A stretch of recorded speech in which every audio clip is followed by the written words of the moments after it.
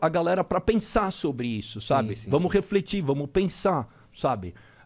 Acho que é que tu canta em português que eu mais curto é Cenas de Ciúmes. E é uma versão do Flock of Seagulls, And I Ran. Essa música eu fiz com o Fábio Bop. Eu adoro essa música, porque é totalmente verdade. A gente tem cenas de ciúmes, né? E tem Eu não pude acreditar a no dia. Luana... Como é que é o nome dela mesmo? Só pensa na fama, né? Não, aquela que fez o clipe do Cenas de Ciúmes. Luciana Gimenez. Luciana Gimenez, sim. Eu convidei... Na verdade, não foi nem ideia minha. Foi do Drico, que era o diretor. E ele falou, tem que chamar uma menina famosa pra fazer barulho e tal. Eu nem curto muito essas coisas. Eu falei, então chama ela. E foi legal, entendeu? Uma parada interessante... Esse é do Charada Brasileiro também, né? Não, esse é do... É um álbum, depois de eu ter lançado 8 álbuns de músicas... 9 álbuns de músicas autorais. Eu achei legal lançar uma música... com as músicas que eu curti, assim, na adolescência e tal. E são todas versões. É um álbum de versões. Então tem cenas de ciúmes, tem Gary Glitter, Generation X, Elvis. Tá. Tem um monte de música, assim. Mas como eu te conheci, cara? Eu te conheci do jeito meio escroto. Ih, que chato. Não, mas assim, mas foi escroto talvez porque eu não sei qual foi o teu sentimento na época. Sim. Lembra o Marcos Mion fazendo piores clipes? Lógico. Então, foi ali que eu conheci. Tá. Aí eu comecei... Eu sou bem mais antes disso mesmo. Eu sei. Sou da época do Chacrinha. Mas é porque, porra, eu não, entendeu? Aí eu não tinha nem acesso a MTV direito. Sim. Eu tinha que botar a TV num canto da sala específico, com o HF, não sei o quê. E aí eu curtia o Marcos Mion. E aí eu tava assistindo lá o Piores Clipes do Mundo, e aí eu lembro que ele mostrou Green Hair e Break the Ice. Certo. E ali, cara, eu comecei a correr atrás, a ver qual era, tentar descobrir, ver qual que era a parada e tal. E eu curti pra caralho. E assim, pra mim, acho que pra mim e pra vários amigos também que eu tenho, a gente ficou muito feliz, cara, quando lançou o Charada Brasileiro, porque era muito mais barato que os outros CDs. Essa era a jogada. Sabe? E na banca, né? E na vinha banca. Com pôster. É. Que hoje em dia ninguém faz mais isso, nada, né? Assim, olha, quem compra uma revista, né? É muito louco, né? Coitado das revistas. Então, mas a gente cada tá revista falando legal. A gente tá falando de 2002, 2003, quanto? Foi por 2001, 2000... Por aí, né? Sim, foi mais ou menos essa época. E pra mim, os piores clipes, aquele clipe, pra mim, da Green Hair, que a gente falou, pra mim é um clipe que é o melhor clipe pra mim, não é o pior.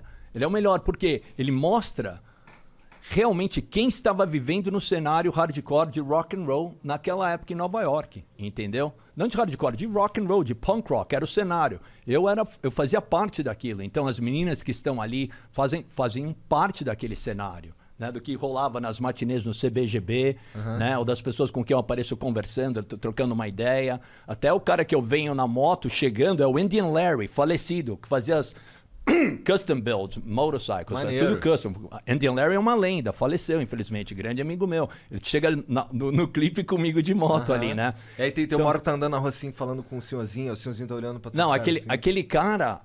Puta, qual é o nome dele? Ai, meu Deus, esqueci o nome dele. Fazia os ternos pra Kid Creole and the Coconuts, que era muito legal essa banda também, pro David Bowie também. Savoia, me lembrei o nome dele agora. O cara fazia o externo do David Bowie. Faz vários ternos do David Bowie.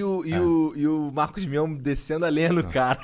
Não, mas aí eu soube, eu falei, look at this fucking guy. Quem é esse playboy falando de mim? What the fuck does he know about that? Tu chegou a ficar puto? Alguma coisa assim? Não, eu vim aqui, eu já ia voltar para os Estados Unidos nessa época. Eu vim, meu pai pagou minha passagem, minha mãe pagaram a passagem, porque minha mãe era candidata à prefeitura. E aí você ainda é conhecido aqui no Brasil, já estava há 7 anos lá nos Estados Unidos. Então, eu estava batalhando a minha vida lá, entendeu?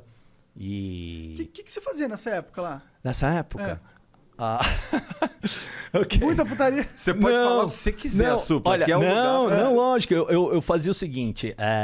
Inclusive, até às terças-feiras eu faço um programa do YouTube no meu canal. Legal. E até passei várias matérias que eu fazia pro Luciano Huck, quando ele era era Caldeirão na Band. Né?